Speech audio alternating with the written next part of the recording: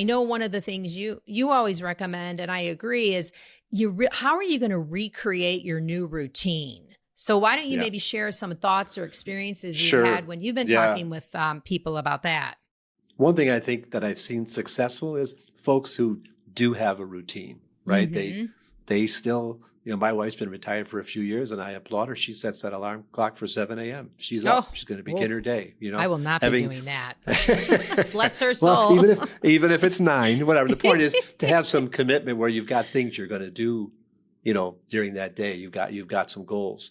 You know, for sure.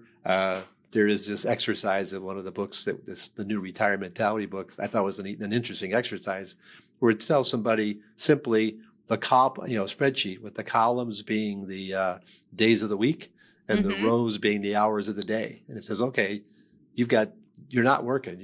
Give me 2 weeks. What does it look like? And one of my buddies jokingly wrote, 6 hours a day, golf, golf, golf, golf, golf, 6 days a week. And then it was like, okay, that's that. And then, but for most people, it's like, yeah, what do I want to do? And again, you don't have to have it all figured out the first day, but just recognize to be open to what might come your way. And again, there's books on it. There's talking to your friends.